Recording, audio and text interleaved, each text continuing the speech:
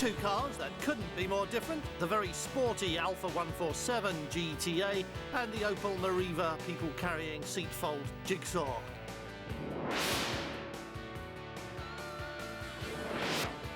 The PT Cruiser gets a hot rod variant in the chop-top shape of the California Cruiser, while the Fiat Stilo grows an estate variant too.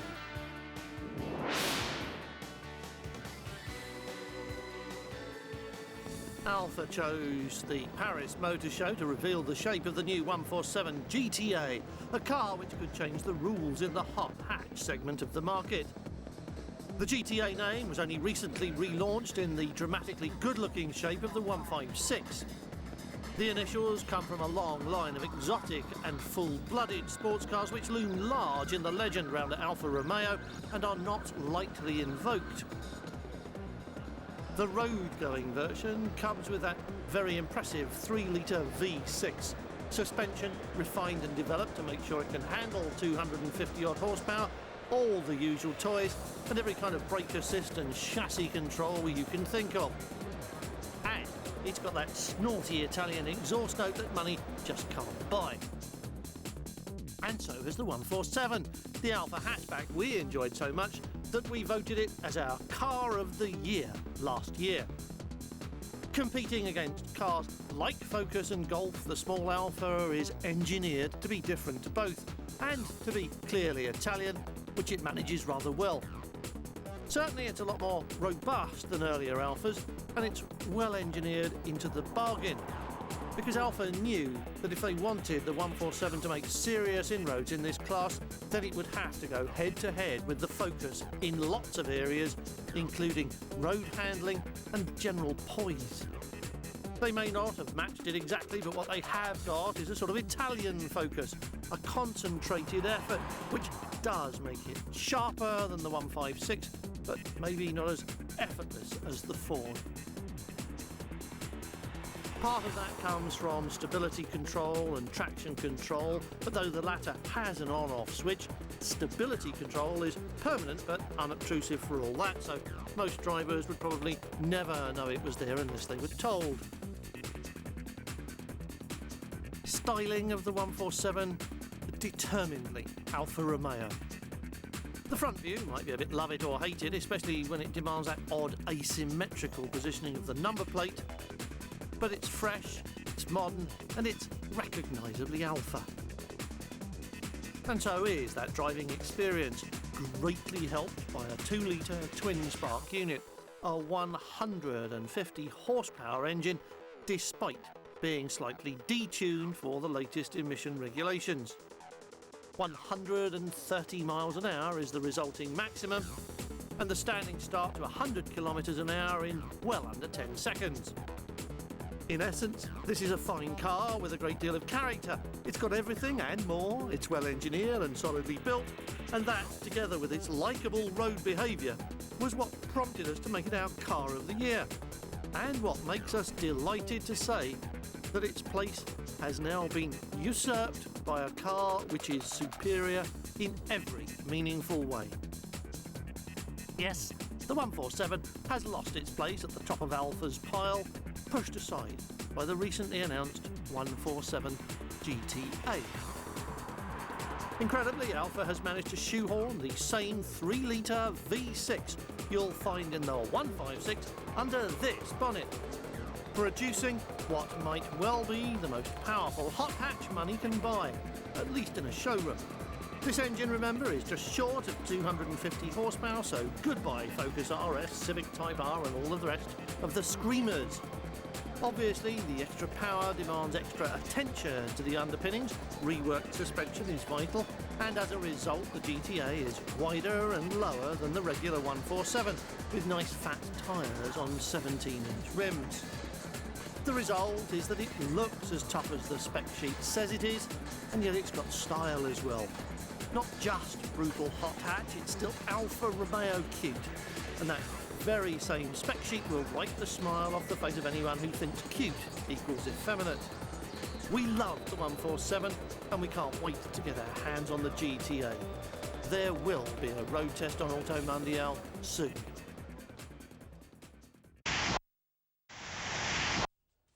And here's another car we saw in Paris for the first time and liked, but for entirely different reasons, because Opel's new Meriva is an entirely different sort of car, mostly because it's got the same ingenious seat foldaway mechanism that made Zafira such a revolutionary product in the large MPV segment.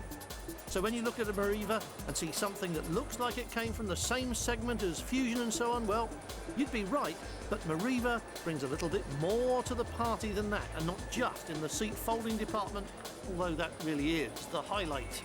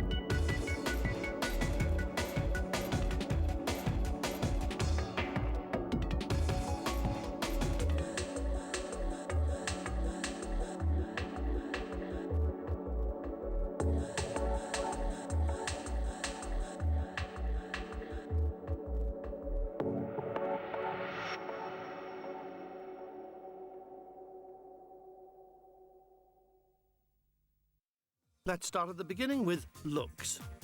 Not being a great fan of the Zafira in the appearance stakes, I'm here to tell you that I do like Meriva when compared to Zafira or the other small car-based competition, and by that I mean Fusion and, yes, even the admittedly attractive A-Class. OK, it might not be quite as neat and tidy as the funky little Mercedes, but it's certainly fresher and it's definitely more modern. Although it comes to us described as Corsa-based, it is in fact a lot of Astra as well, especially in the rear axle and suspension. And though the front end is indeed Corsa-based, it's not actually Corsa, and neither are the engines. To cope with the extra size and weight and payload, the small 1 litre, 1.2 and 1.4 Corsa units won't be available, and instead engine choice will begin with 1.6 petrol and then 1.7 diesel units. But it's the interior that's the big improvement. Vauxhall has never been widely praised for interior ergonomics, but the Meriva looks very pleasant and well laid out. And it has cup holders, storage bins and pockets scattered all over the place. Anywhere there's space, there's a bin of some kind to put things in. But the big thing is the real space. With luggage space that's as good as any Super Mini, Meriva has a kind of seat-folding flexibility, which is truly best explained with the aid of diagrams, since the things you can do require considerable study of the handbook before you start doing them.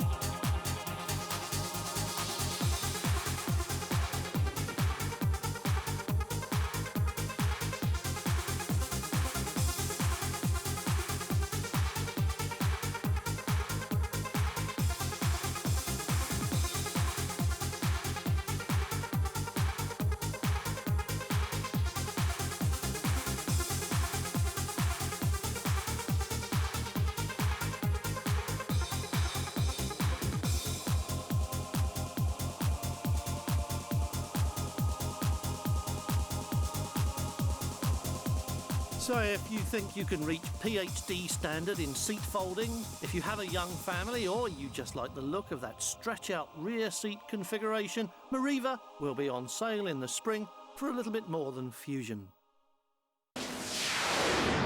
We're going hot rodding next in the lean, clean, roof chop kind of way with a new reworking of Chrysler's popular PT Cruiser.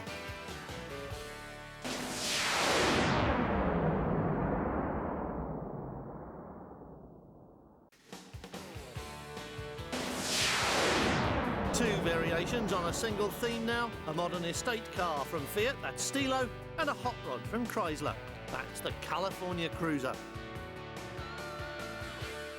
Fiat had quite a large stand at the Paris Motor Show. As we've said before, the French Salon was without doubt a busy and confident occasion for the motor industry in general. And despite Fiat's troubles back home, including financial losses and labour disputes which have led to a recent national strike, the Italian manufacturer put a brave face on proceedings, unveiling, among other things, the Stilo estate. We first saw Fiat's replacement for the Brava as a concept-y kind of thing in Geneva, though Project 192 had already been named as the Stilo show car.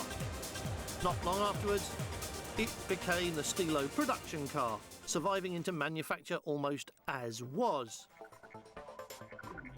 It's attractive without breaking into a rash, and it was always a very now-looking concept that was shown with a whole raft of electronic toys, and lots of them made it into production as weapons in an armoury it really needs if it is to stand up alongside cars like Golf and Focus, which carry the shield of strong reputations that are simply unavailable to Fiat. Furthermore, Fiat insisted that it was never an option to go head-to-head with the class-leading chassis of the Focus, and that Stilo's mission was to provide something closer to the calm motorway composure of the Golf, which is another tall order. Taller still, perhaps in the knowledge that Stilo features torsion beam rear suspension. Focus has an independent rear end, and Golf will have when it appears all new next year. But Fiat has played the safety card, and to be honest, it works well. And at around or just below the motorway maximum, few people will have anything but praise for its very relaxed behaviour on the road. However, it's all too easy to forget just how good the best offerings in this competitive marketplace really are. These days, being average just isn't enough. And that's also true in the engine department, which is where Stilo buyers may find themselves with something that's adequate but no more, at least in the regular 3- and 5-door models, which Fiat has to shift in bulk in order to capture the sales volume they want and need. Once again, it's easy to forget that many buyers, perhaps most of them, actually want something that's adequate, not outrageous. In the segment that Stilo enters, some 50% of cars are operated by fleets, and many of those will opt for the 1.9 diesel without even considering the 16-valve Abarth option we're looking at here, although space-wise the interiors are just the same. All of them are well equipped with ABS and traction control standard well down the range, and extras going from WAP internet access to sat-nav and assorted telematics and dynamic chassis control, radar-controlled cruise control, rain-sensing wipers and night-sensing lights. It may not be a class leader anywhere else, but it's a very good package, and the styling survives the passage of time very well.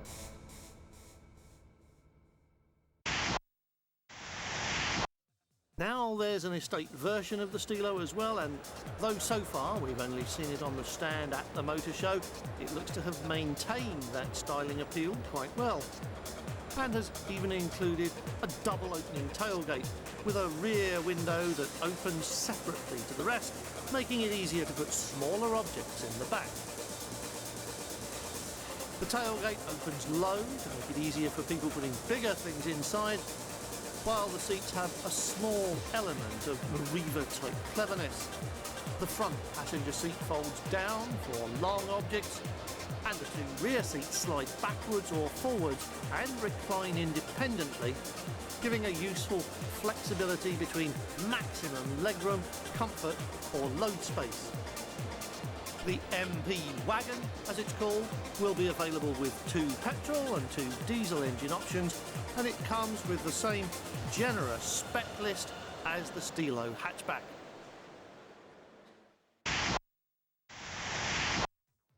Over recent years, Chrysler has been a fertile source of dramatic concept cars that actually make it into production, as witnessed the recently deceased Prowler and the still popular PT Cruiser. So popular, in fact, that Paris saw the arrival of another PT concept. If the original Cruiser was a little bit retro, a little bit hot rod, then the California Cruiser takes it several steps closer to spiritual purity. So goodbye retro and hello hot rod. Make no mistake, this is a hot rod the way Prowler was a hot rod. It's aimed, as the name suggests, at the West Coast beach party set, and has been designed not only to appeal to the young, free and single, but also to accommodate sunshine weekends for 2 at the surfing location of your choice, though you may have to provide some of the more interesting accessories yourself. But there's definitely lots of room inside, especially for long objects such as surfboards and so on. Chrysler say it's a versatile all-rounder, regardless of styling, and that's certainly true. It has 2 large doors, a double opening rear hatch and tailgate, and what Chrysler tell us is a multi-functional interior. By that they mean that what is essentially a roomy 4-seater can fold flat right through its length to create that space big enough for 2 adults to sleep in.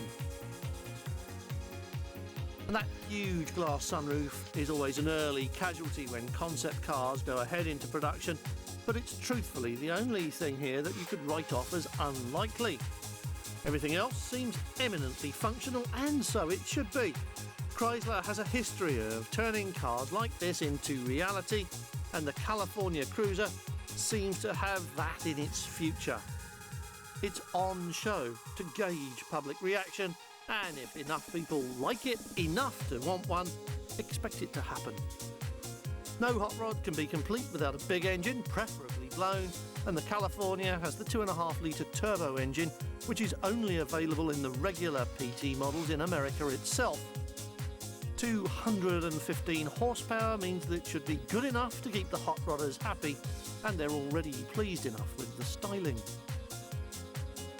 As we said, the existing model is more of a retro styling exercise, evoking the themes of the 40s that inspired so many hot rodders to build station wagons instead of saloons, and the California adds the woody look along the sides, but in modern aluminium sculpting. And it takes the hot rod influence several steps further, principally through a roof chop that's effective, though not as dramatic as the real thing, for fairly obvious reasons.